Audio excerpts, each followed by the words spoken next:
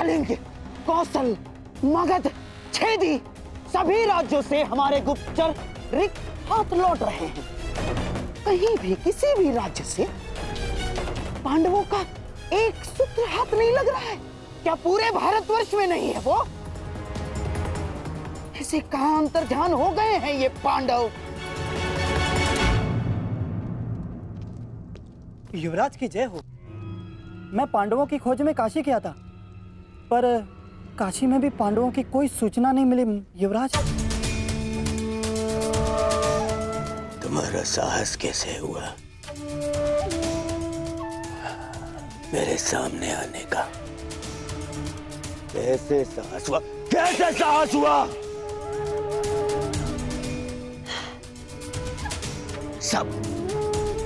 सब मेरी असफलता का संदेश देने क्यों चले आते हैं? क्यों? और तुम्हें तो मैं शिवराज, ये गुप्तचर है, केवल अपना कार्य पूर्ण कर रहा है। इससे मैं शांत हो जाइए शिवराज, शांत हो जाइए। अरे कैसे शांत हो जाऊं? 10 माह बीत चुके हैं, 10 माह बीत चुके हैं अज्ञातवास को। केवल 2 माह शेष हैं, 60 दिन। अब तक उन पांडवों की सूचना नहीं मिली तो आगे क्या मिलेगी? और तुम अब तक यहीं खड़े हो। इससे पहले कि मैं तुम्हारा वध कर दूं, चले जाओ यहां से, जाओ।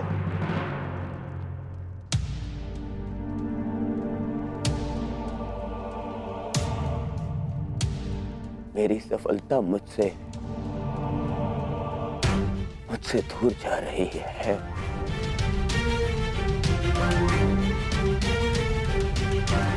और मेरा मित्र तो मुझसे पहले ही दूर जा चुका है।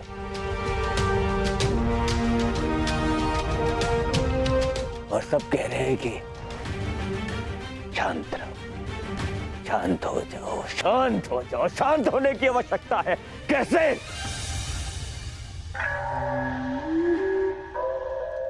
शांत होने की कोई आवश्यकता नहीं है दुर्योधन, क्योंकि मनुष्य का क्रोध ही उसके लक्ष्य प्राप्ति के लिए उसका उत्साह बढ़ाता है। परंतु हाँ, क्रोध ही 2-धारी तलवार है दुर्योधन। नियंत्रण में रहे तो शत्रु का नाश कर सकती है, और यदि अनियंत्रित हो तो स्वयं को घायल कर सकती है। इसलिए तुम्हारी यह क्रोध शक्ति पांडवों को ढूंढने में लगाओ। और कहां मामा जी? कहां ढूंढे उन पांडवों को? हर ग्राम, हर नगर ढूंढ लिया। जहां संभावना थी वो हर राज्य ढूंढ लिया, परंतु वो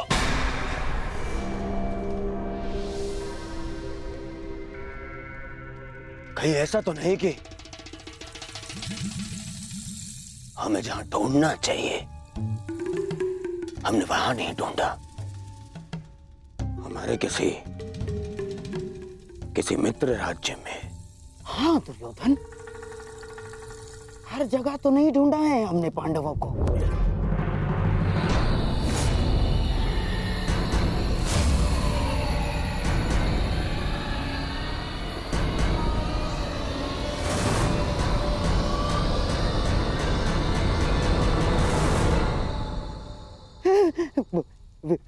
विराट,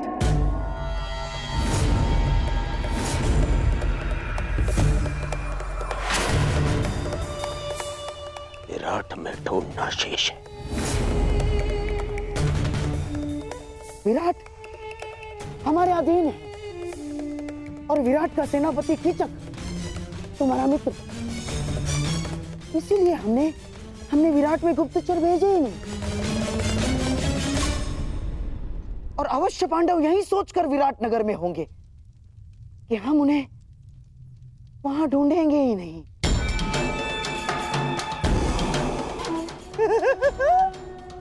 परंतु अब पांडव बचेंगे ही नहीं दुर्योधन। आज ही मैं अपने गुप्तचरों को विराट जाने की आज्ञा देता हूं। आज ही। नहीं, वहां गुप्तचर नहीं जाएंगे।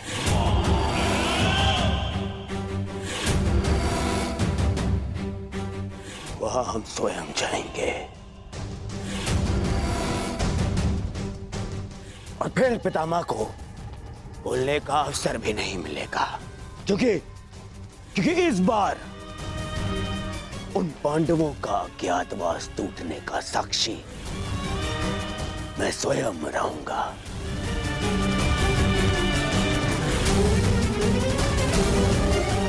और फिर कीचक मेरा परम मित्र है।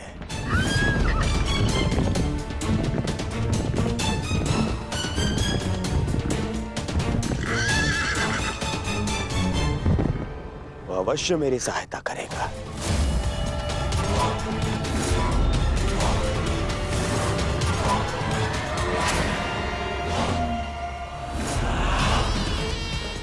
कीचक कहने को सेनापति है, परंतु वास्तविकता में विराट का पूरा नियंत्रण उसी के हाथ में।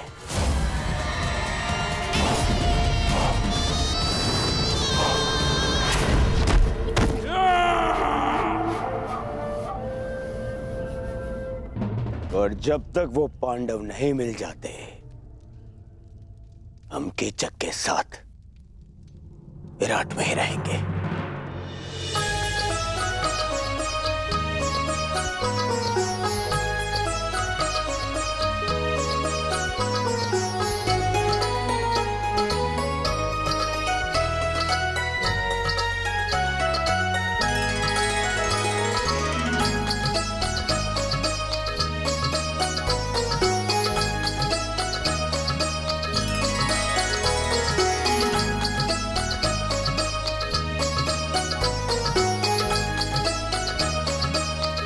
नृत्य का अभ्यास हो रहा है भांजी उत्तरा।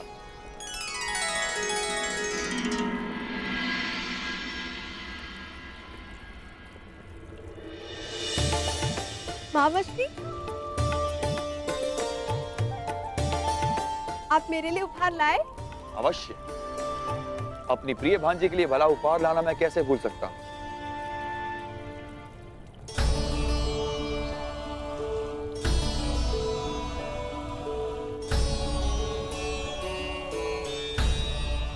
ये क्या महावश्री, फिर से वस्त्र? ये कोई साधारण वस्त्र नहीं है उत्तरा। कलिंग राज्य का सबसे श्रेष्ठ वस्त्राकार के हाथों का बुना मलमल है।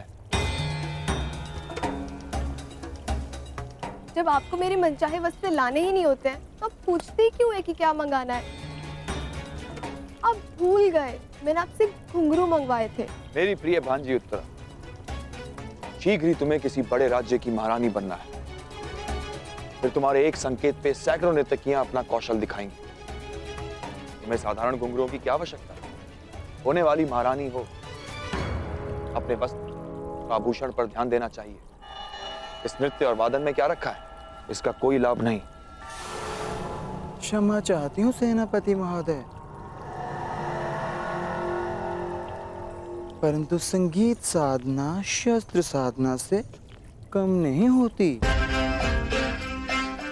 वस्त्र आभूषण शरीर सजाते हैं, परंतु संगीत मन को संतोष का आभूषण देता है। शस्त्रों से किसी राज्य को तो जीता जा सकता है, परंतु संगीत मन को जीतने का माध्यम है। यदि तुम उत्तरा की शिक्षिका ना होती ब्रेनला, तो मेरे समक्ष मुख खोलने का दंड मृत्यु होता। तुम एक किन्नर हो, तुम्हें क्या भान की राजस्त्रियों का आचरण क्या होना चाहिए और राजपुरुषों का पौरुष क्या मांग रखता है। तुम तो ना पूर्ण पुरुष हो ना पूर्ण स्त्री। जाओ, अपनी वीणा संभालो।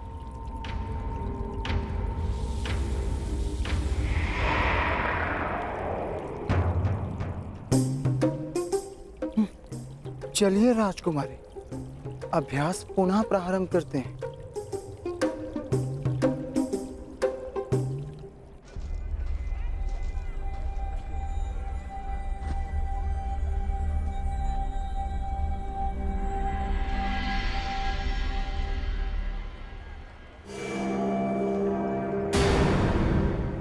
दुर्योधन, कहीं से हमारे यहाँ होने का आह्वान तो नहीं हो गया? हाँ भैया, सुना हस्तिनापुर के युवराज दुर्योधन आए हैं। हाँ, सेनापति कीचक के अभिन्न मित्र हैं और अब तो वे दिग्विजय भी कर चुके हैं। स्वागत है युवराज। आशा है कि पांडव यहाँ नहीं होंगे।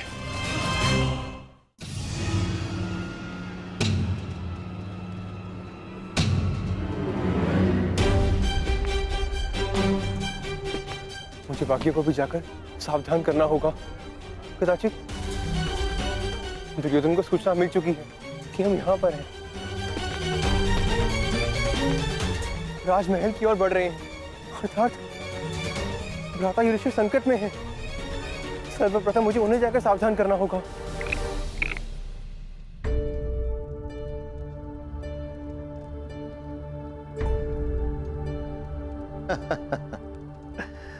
वाह कंक, तुमने तो हमें फिर से हरा दिया। तुम तो द्यूत में बड़े ही प्रवीण हो। इसमें कौन सी बड़ी बात है पिताश्री? द्यूत तो भाग्य का खेल है। नहीं पुत्र उत्तर, कंक केवल द्यूत ही नहीं जानते। कभी इनके साथ समय व्यतीत करोगे तो स्वयं जानोगे। इन्हें नीति और दर्शन का बहुत गहरा ज्ञान है। कंक, कभी कभी राजकुमार उत्तर को भी तनिक ज्ञान दिया करो। मुझे उसकी कोई आवश्यकता नहीं, और वैसे भी राजकुमारों के लिए शस्त्र ज्ञान अधिक होता है, और जो कि मुझे मेरे मामा श्री कीचक भली भांति सिखा रहे हैं। आप जानते हैं कंक महोदय, मेरे मामा श्री युद्ध में अपराजय है। उनकी तुलना महाबली भीष्म, बलराम और महाबलशाली भीम से की जाती है। देखना, मैं भी एक दिन उन्हीं की तरह बलशाली बनूंगा। नहीं राजकुमार उत्तर, एक महान राजा बनने के लिए बल से अधिक नीति और न्याय का ज्ञान होना अति आवश्यक है। प्रजा को कैसे सुखी रखना है, ऐसी भावना अधिक आवश्यक है। परंतु पिताश्री, बिना बल के प्रजा की रक्षा कैसे की जा सकती है? प्रणिपात महाराज, कुमार के धनुर्अभ्यास का समय हो गया है।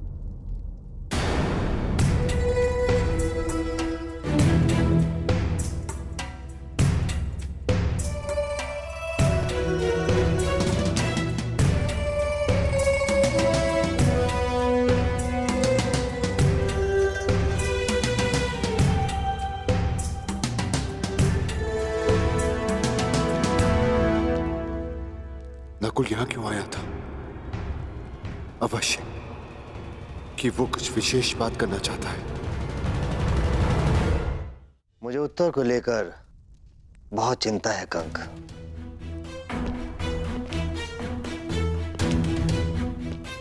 क्यों महाराज? वो तो बड़ा ही बुद्धिमान बालक है। हाँ, परंतु वो कीचक की परछाई में पल रहा है। तुमसे क्या छिपा है कंक?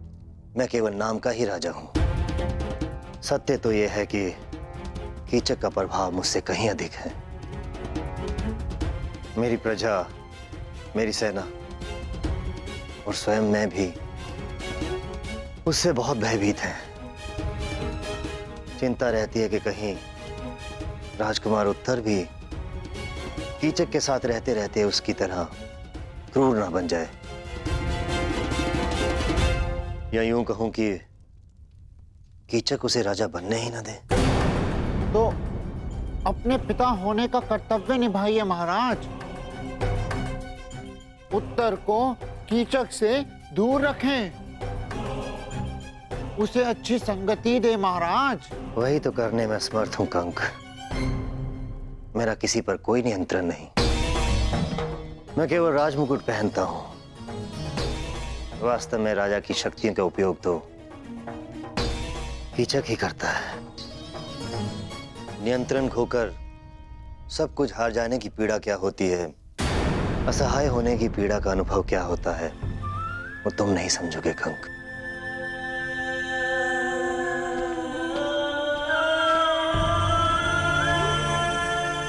जी महाराज।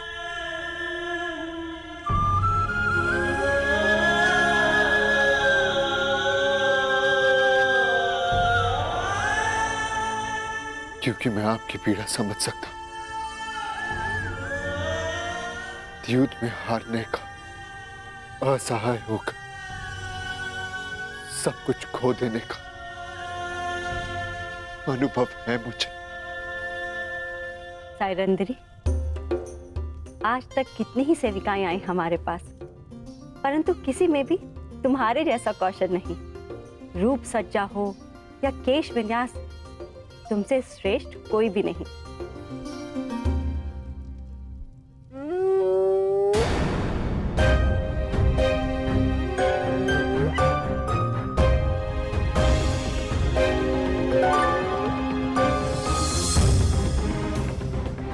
श्रृंगार पूर्ण हुआ महारानी, आज्ञा दीजिए, बहुत काम शेष है। अरे अभी कहाँ? हमें हमारे अन्य आभूषण कौन पहनाएगा? जी।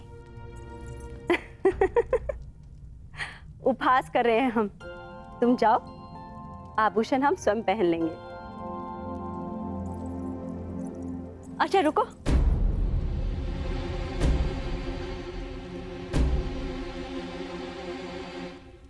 एक बात बताओ, हम कब से तुमसे एक प्रश्न पूछना चाह रहे थे। तुम्हें इतना अच्छा श्रृंगार आता है, तुम स्वयं इतनी रूपवती हो, अपना ध्यान क्यों नहीं रखती? ये देखो कितने सुंदर केश है तुम्हारे, इसे खुला क्यों रखा है?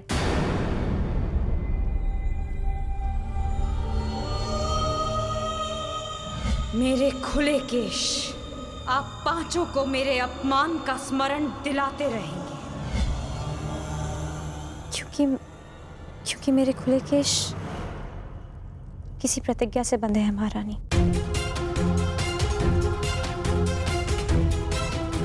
ऐसी कौन सी भीष्म प्रतिज्ञा है कि इतने सुंदर केश बांधे भी ना जा सके? महारानी की जय हो। सेनापति कीचक पधार रहे हैं। कीचक हमारा भाई? वाह, एक और विजय कर आया। हमें शीघ्र ही तैयार होना पड़ेगा। एकांत, मैं तुमसे श्रेष्ठ हूँ? नहीं, मैं हूँ। तुम्हें वीणा बजाने और नृत्य के अतिरिक्त आता ही क्या है? राजकुल के सदस्यों को युद्ध ज्ञान होना अधिक आवश्यक है। हाँ, बड़ा आया योद्धा, तुम्हें ठीक से तलवार पकड़नी तो आती नहीं है। अच्छा, मुझे सब आता है। चलो कौन श्रेष्ठ है इसका निर्णय इस प्रदा से हो जाए। मेरे साथ अश्वरोहण की चुनौती स्वीकार करती हो? हाँ हाँ चलो, तुम्हें दिखा भी दूंगी कि मुझे वीणा बजाने के अतिरिक्त बहुत कुछ आता है। सावधान रहिएगा राजकुमारी। हाँ,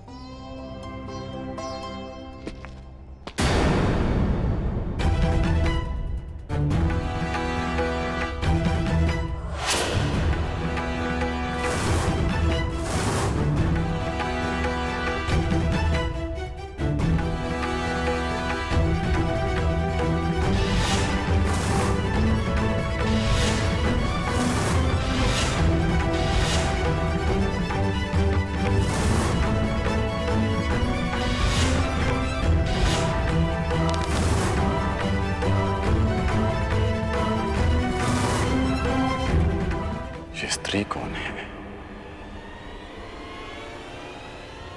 इसके हाव भाव क्यों मुझे किसी का स्मरण करा रहे हैं, जैसे मैं इसे जानता हूं।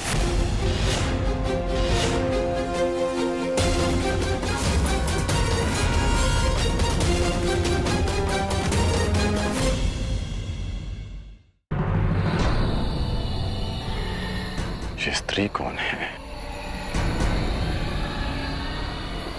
इसके हाव भाव क्यों मुझे किसी का स्मरण करा रहे हैं, जैसे मैं इसे जानता हूं।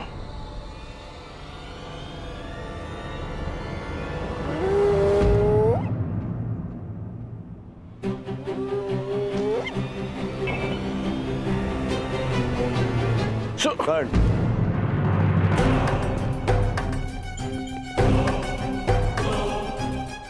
कर्ण, कीचक का संदेश है, हमें महाराज विराट से मंत्रणा करनी है। आओ।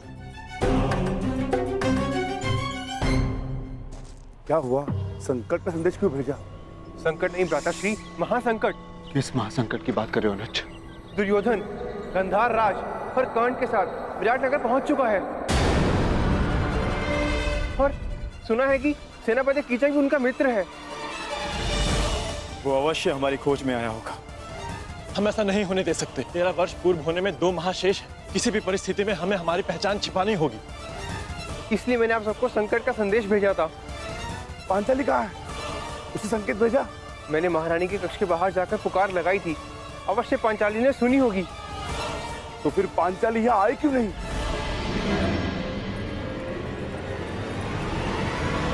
सरेंद्री, राज्यसभा में कुछ अतिथि आए हैं। उनके स्वागत के लिए पात्र वहाँ रखवाने हैं। क्षमा करना, मुझे कुछ विशेष कार्य से जाना है। सहायता करो ना सरेंद्री। अचानक से वो लोग आ गए और दास कम पड़ गए हैं। बड़ा ही आभार होगा।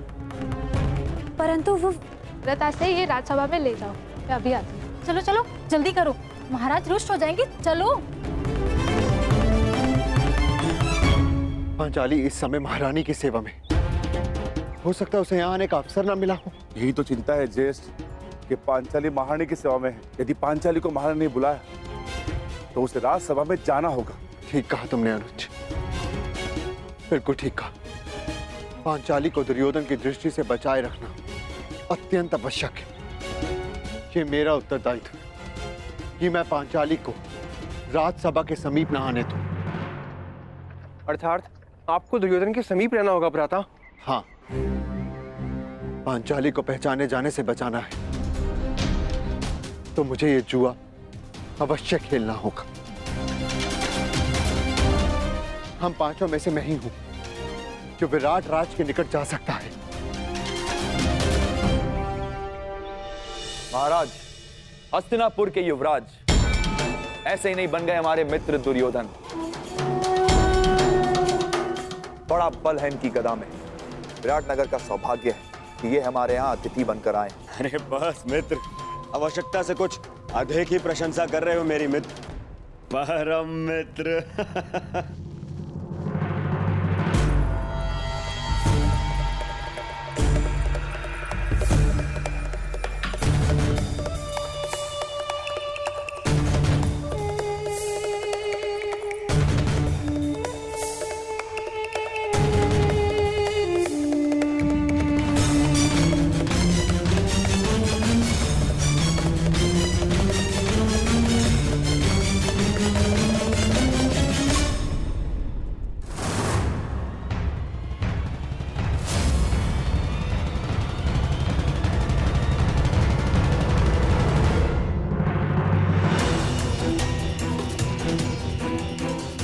कहाँ जा रहे हो भीम? राज्यसभा में आपके साथ ज्येष्ठ। नहीं भीम, तुम सदा अति चिंतित और अति उत्साही हो जाते हो और ये दोनों ही अवस्था हमारे लिए घातक है। यदि पांचाली राज्यसभा में तो उसकी सुरक्षा का उत्तरदायित्व मेरा है भीम। तुम बस सतर्क रहो। जाओ, जाकर रसोई घर में मेरे लौटने की प्रतीक्षा कर। मैं वहां पर पहुंचता हूं। बस सावधान रहना, सावधान। ज्येष्ठ, सदा प्रतीक्षा ही तो करता रहा हूं मैं। हस्तिनापुर की राज्यसभा में आपके विजय की प्रतीक्षा करता रहा। परिणाम क्या निकला आप स्वयं जानते हैं। मैं अपनी भूल स्वीकारता हूं भी, परंतु कभी कभी आक्रामक होने के स्थान पर पीछे हट जाना ही श्रेयस्कर होता है भीम। हस्तिनापुर की राज्यसभा में जो कुछ हुआ उसके प्रतिकार के लिए लगभग 13 वर्ष हमने कष्ट सहे हैं भीम, और पांचाली ने भी। यदि तुम इस समय दुर्योधन के समक्ष प्रस्तुत हुए तो हमारी 13 वर्षों की तपस्या भंग हो जाएगी भीम। हमने प्रतिज्ञा ली है, हमें हमारी प्रतिज्ञा पूर्ण करनी है। तुम चिंता मत करो, मैं सब कुछ संभाल लूंगा भीम। मुझे आप पर विश्वास है ज्येष्ठ। मैं अवश्य प्रतीक्षा करूंगा, परंतु इस बार मैं शांत नहीं रहूंगा। यदि दुर्योधन ने कोई भी कुचक्र रचा तो शपथ है अपनी प्रतिज्ञा की, भीम प्रस्तुत होगा, चाहे फिर से 12 वर्ष का वनवास क्यों ना भुगतना पड़े।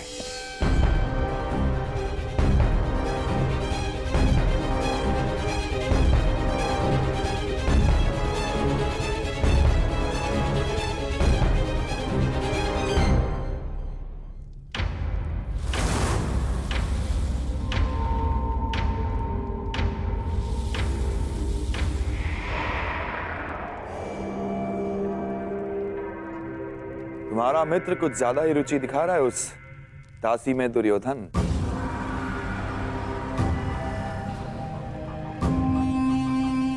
यदि ऐसा है तो युवराज के लिए इससे अधिक प्रसन्नता की बात क्या हो सकती है सेनापति कीचक।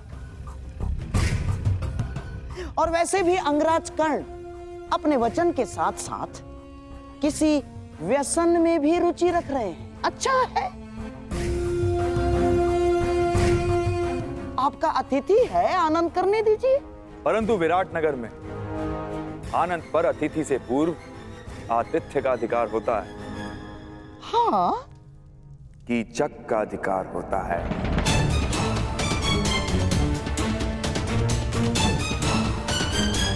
है ना राजा? दासी, तुम पहले हमारे समक्ष आओ।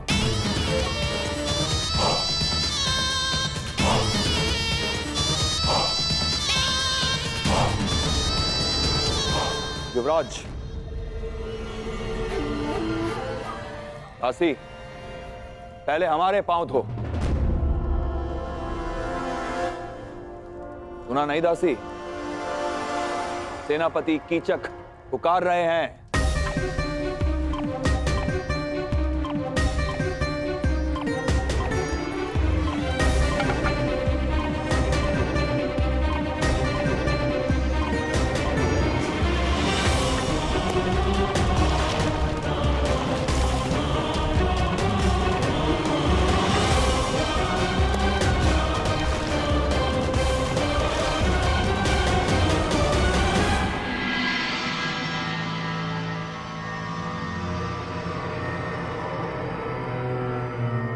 अद्भुत। मेरे राज्य में इतना सुंदर भोग्य है और मुझे ज्ञात ही नहीं।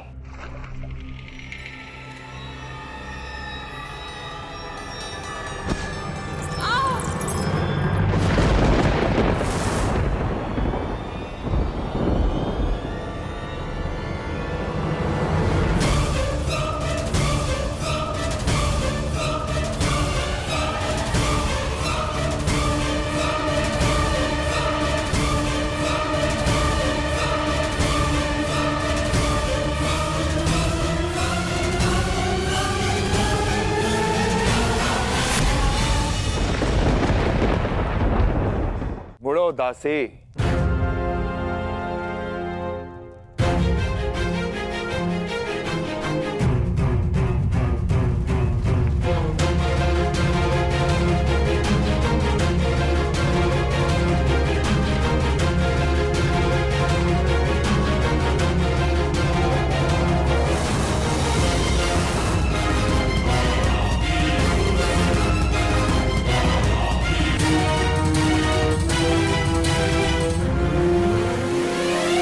नहीं देवी,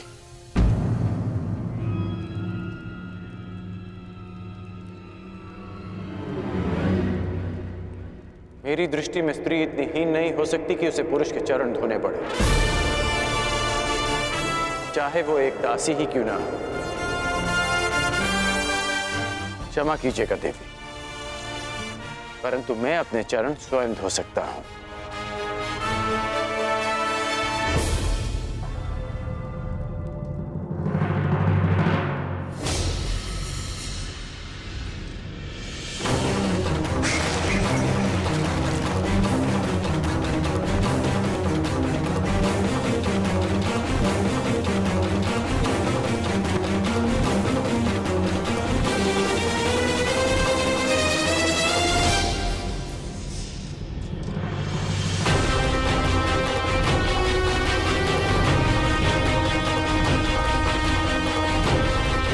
इतनी शीघ्रता भी क्या है सुंदरी?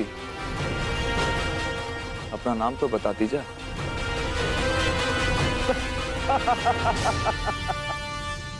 मित्र कीचक, तुम्हारा दुस्साहस बहुत मनोरंजक है।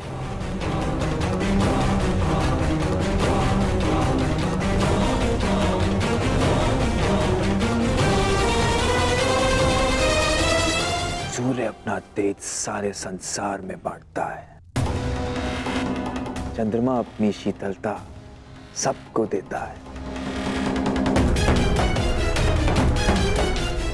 तुम क्यों अपना मुख मुझसे छुपा रही हो सुंदरी? एक बार और इसे देखकर आनंदित होने दो।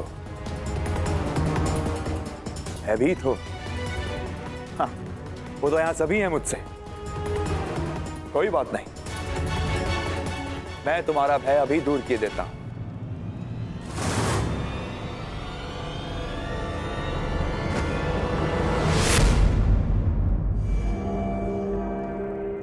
ओहो, विरोध करना भी जानती हो? अच्छा है, विरोध करना सुंदरियों का एक गुण है, मुझे अच्छा लगा।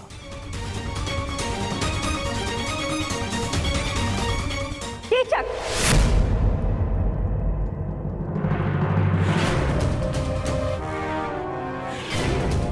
साइरंदरी हमारी सेवा में है और सुरक्षा में भी।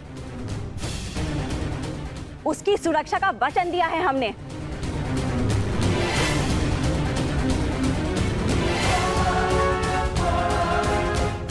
साइरंदरी, अच्छा नाम है। जाओ साइरंदरी।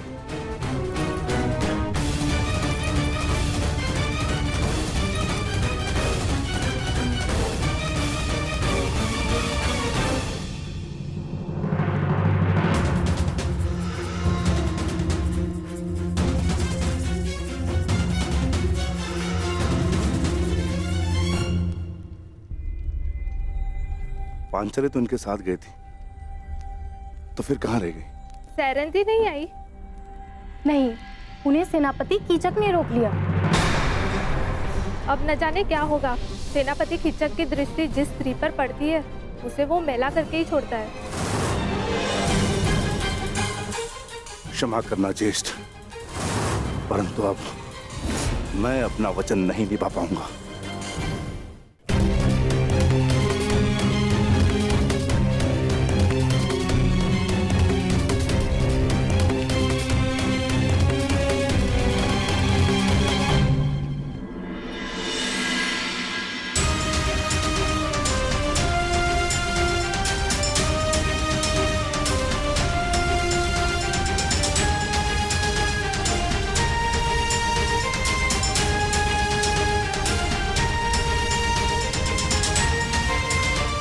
पांचाली सुरक्षित है। ज्येष्ठ ने अपना उत्तरदायित्व पूर्ण किया। मित्र दुर्योधन, मैं तुम्हें हमारी सेना के महत्वपूर्ण पदाधिकारियों से मिलवा देता हूं। ये तुम्हारा मंतव्य पूरा करने में सहायक सिद्ध होंगे। आओ।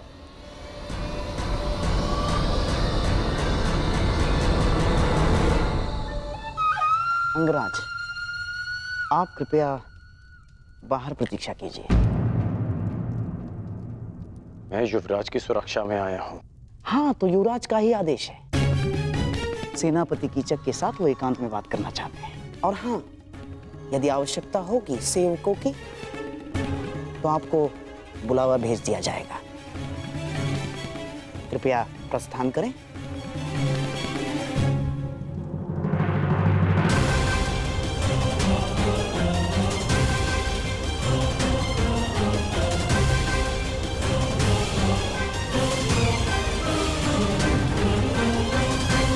मित्र, हमने उन पांडवों को हर स्थान, हर दिशा में ढूंढा है। केवल विराटनगर शेष है। यदि तुम्हारी सहायता ना मिली तो 2 माह पश्चात ही हस्तिनापुर पर महायुद्ध का संकट मंडराएगा। और वो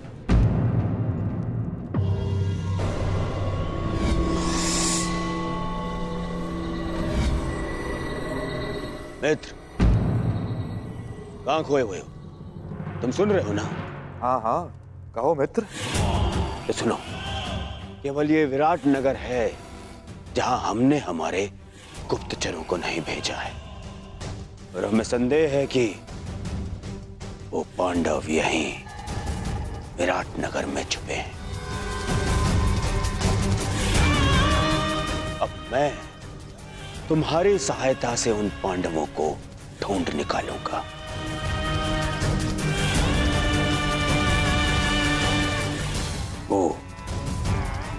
पांचों पांडव महा तेजस्वी हैं। यदि दृष्टि रखोगे तो पहचान लोगे। और वो द्रौपदी का रूप तो किसी घूंघट में भी नहीं छुप सकता।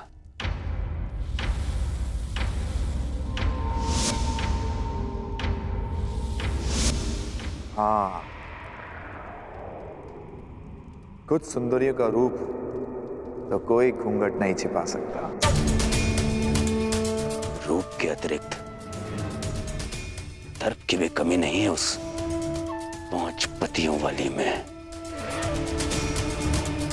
मुझे विश्वास है कि वनवास के पश्चात भी उस द्रौपदी का दर्प और घमंड कम नहीं हुआ होगा।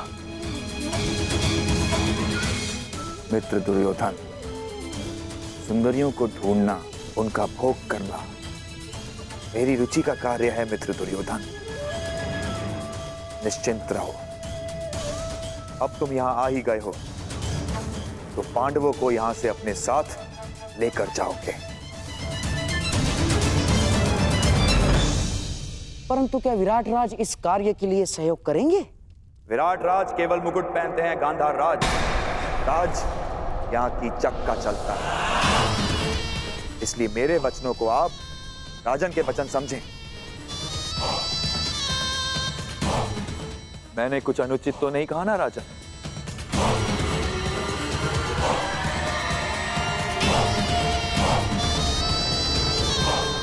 अब उस सुंदरी को ढूंढने का कार्य मैं पूर्ण करूंगा।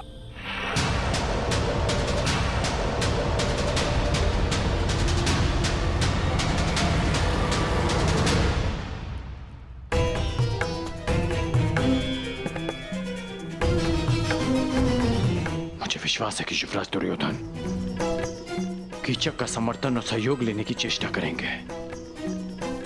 कदाचित पांडव मेरे समक्ष होते तो मैं उन्हें सावधान कर पाता, माता कुंती को दिया वचन पूर्ण कर पाता मैं।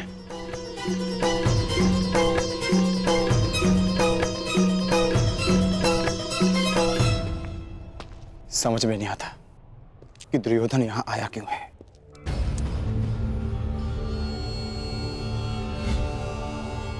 ये तो वही है जिसे मैंने कुमार उत्तर का धनुष उठाते देखा था।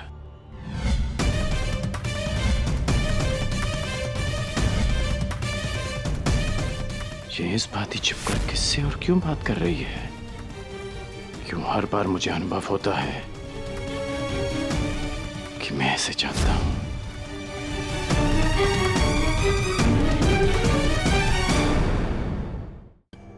कि दुर्योधन यहां आया क्यों है।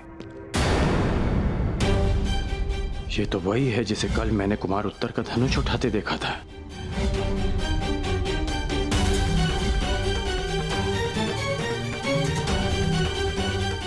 ये इस बात ही छिपकर किससे और क्यों बात कर रही है?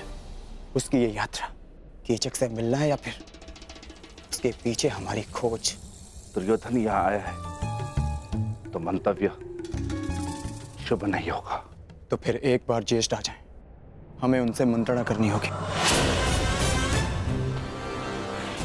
वो भी सभा में उन्हें ज्ञात होगा कि दुर्योधन हमें पकड़ने के लिए क्या षड्यंत्र रच रहा है।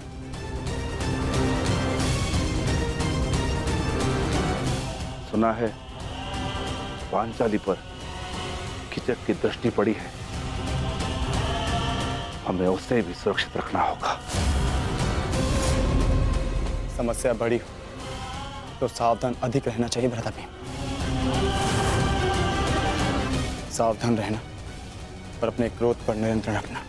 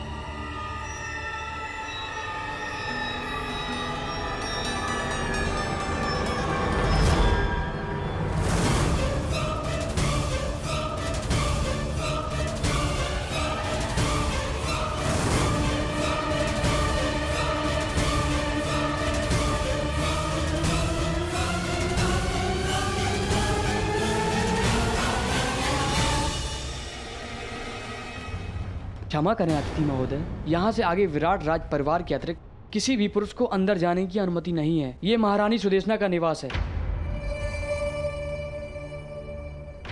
क्षमा करना, मैं अपना मार्ग भटक गया था।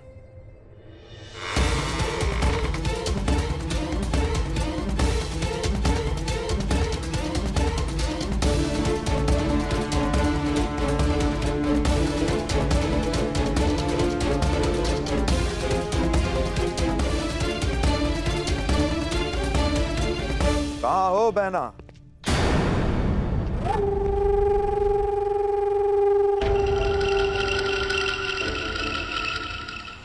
अरे सुदेशना यहां नहीं है, परंतु शुभ है कि तुम यहां हो।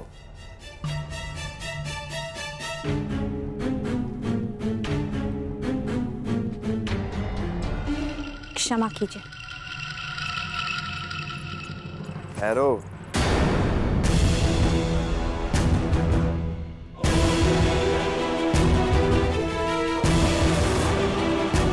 न मैंने तुम्हें क्षमा किया है,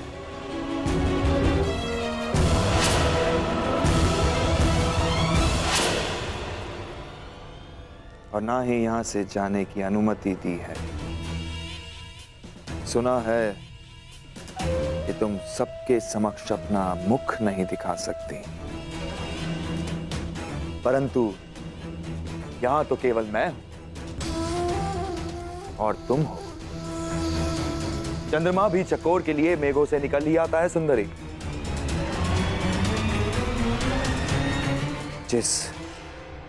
जिस मुख का प्रतिबिंब देखकर मेरा मन विचलित हो चुका है, उसकी वास्तविक छवि तो दिखाओ।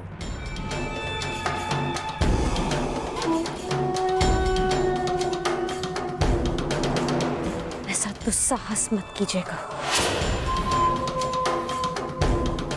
प्रतिरोध? कीचक का प्रतिरोध? अच्छा है, ऐसा लक्ष्य पाने का आनंद ही क्या जिसमें प्रतिरोध ना हो। जहां विरोध हो वहां विजय प्राप्त करने में कीचक को सदा प्रसन्नता होती है। अब अपना मुखड़ा दिखाओगी सुंदरी, या अपने हाथों को कष्ट देना होगा?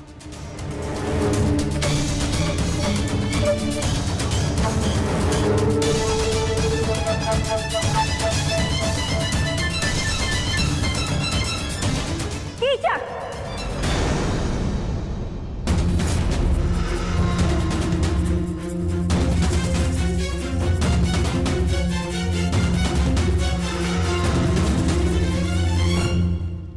हम तुम्हें पहले भी कह चुके हैं कि सायरंदरी हमारी सेवा में है। जाओ सायरंदरी।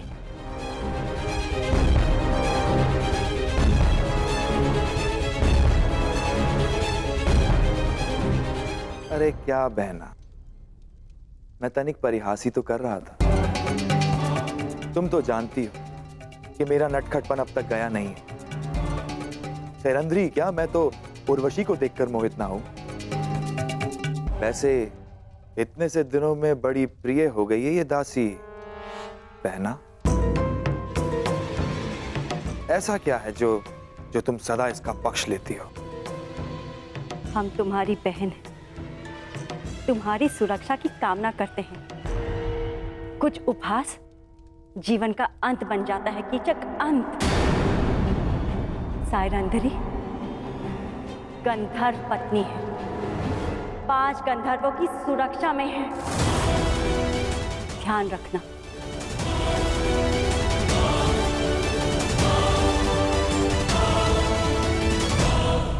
धन्य हो बहना, धन्य हो। अपने भ्राता का इतना ध्यान, अद्भुत।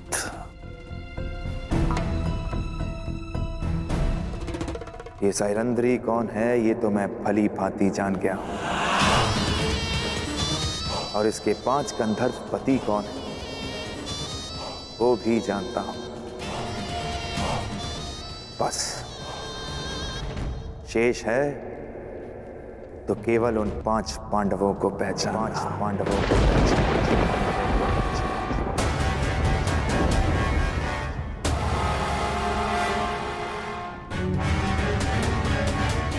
हमारे पुत्रों को ये बात बतानी ही होगी।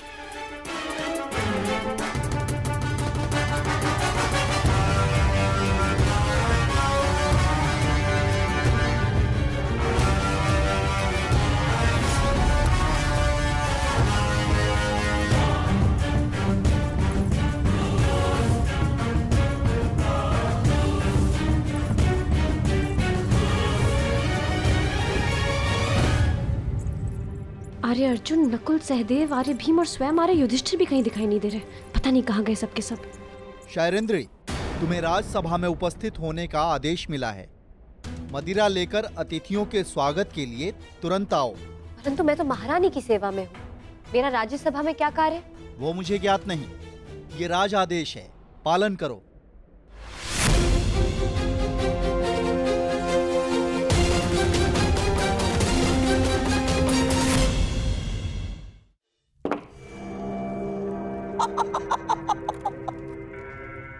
आइए विराट राज।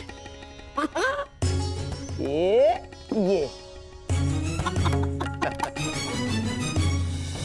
अति उत्तम चाल गंधार नरेश। ठीक ही सुना था। हाँ। आपके पास से आपकी हर बात मानते हैं। नहीं नहीं, आप जैसे शुभ चिंतकों के प्रेम का प्रताप है बस। विराट राज, आपका ये स्वागत सदा स्मरण रहेगा। अहोभाग्य।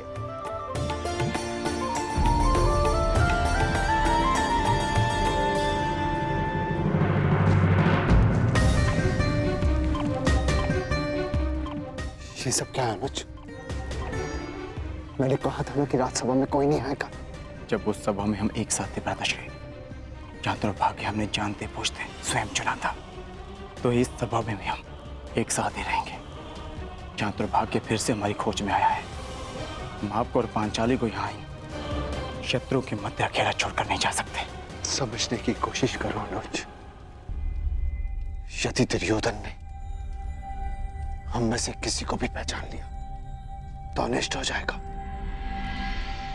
भ्राताश्री, जब आप दूसरे अनुजों को नहीं पहचान पाए तो मद में चोर दुर्योधन कैसे पहचान पाएगा?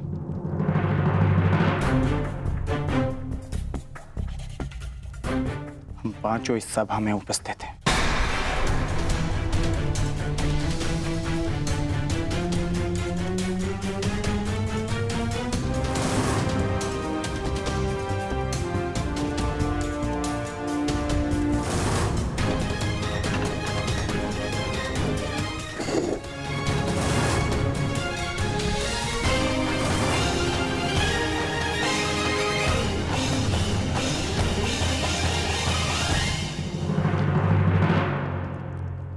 लेकिन फिर भी अनुज, यहां दुर्योधन के साथ साथ मामा शकुनी भी उपस्थित है। और तुम जानते हो कि उनकी दृष्टि कितनी तीक्ष्ण है। सावधान रहना अर्जुन, सावधान। और सेनापति की जय। पधार रहे हैं।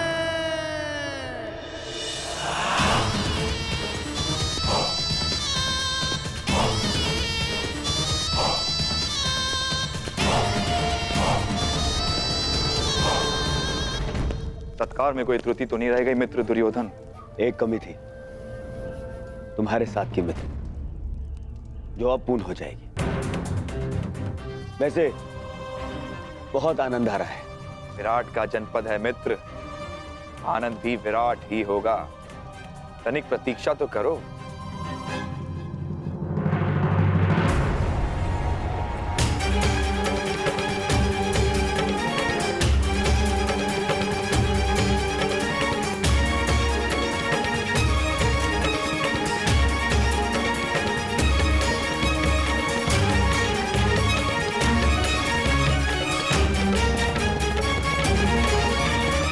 दासी सैरंद्रे, हस्तिनापुर युवराज के लिए मदिरा प्रस्तुत करो।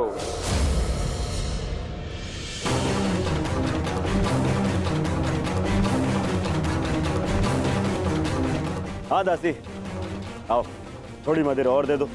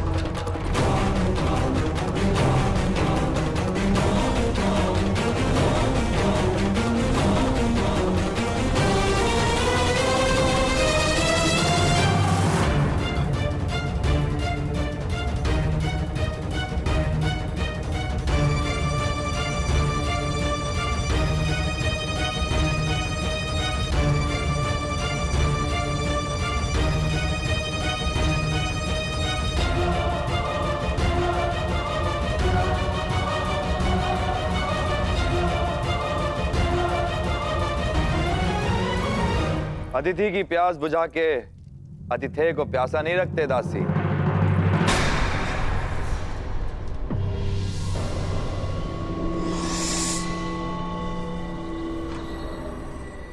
लाओ, हमें भी मदिरा पिलाओ।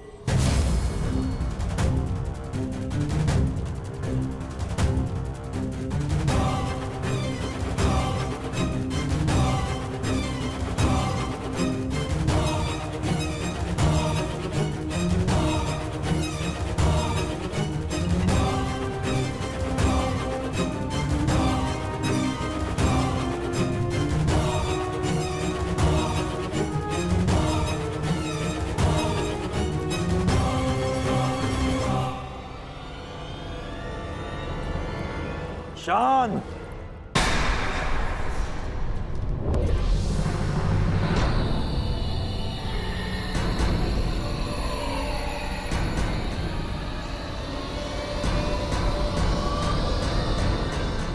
बंद करो ये नृत्य। मुझसे कोई भूल हुई क्या? अपने घुंघरू उतारो। सुना नहीं तुमने? अपने घुंघरू उतारो।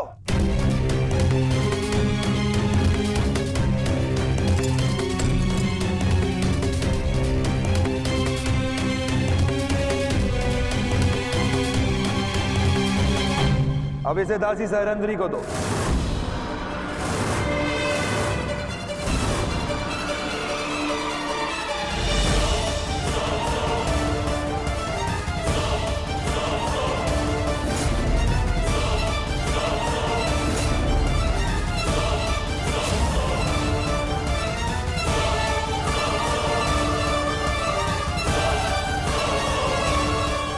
सुना है नृत्य कला में बड़ी प्रवीण है ये दासी। हमें भी देखना है। दासी सैरंद्री, अतिथियों के समक्ष नृत्य प्रस्तुत करो।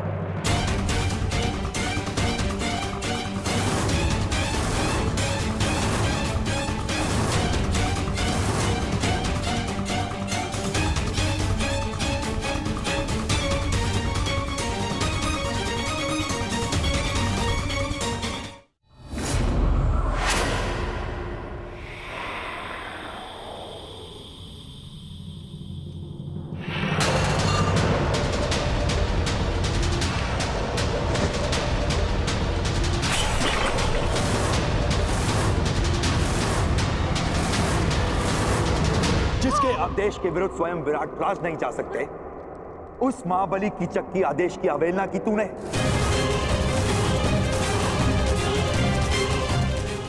मूर्ख दासी, मेरी शक्ति, मेरे अधिकार के विरुद्ध जाने की अवहेलना की तूने।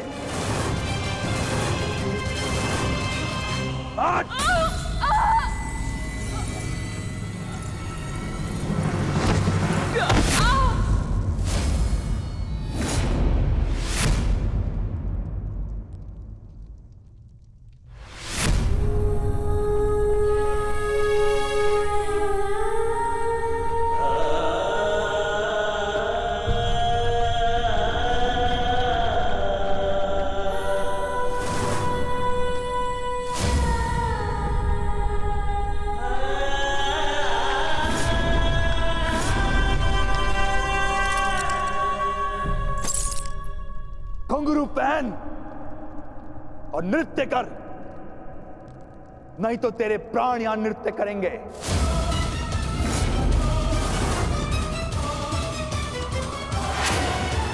आज तुझे नृत्य करना पड़ेगा। मैं महारानी के वचन की सुरक्षा में उनके अतिरिक्त और कोई मुझे आदेश नहीं दे सकता। हट! और सारा विराटनगर सुरक्षा के लिए मुझ पर आश्रित है।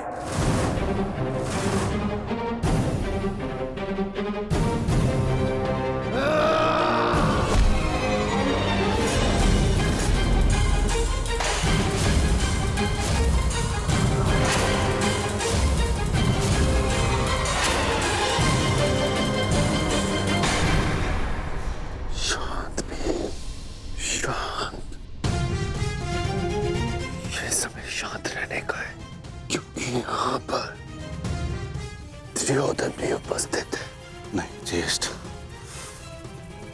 यदि इसने पांचाली का और अपमान किया तो मैं इसका शीश धड़ से अलग कर दूंगा। दयानुज, शांत। कोई नहीं आएगा तेरी सहायता के लिए यहाँ पे। घुंघरू पहन और नृत्य कर, बस। सेनापति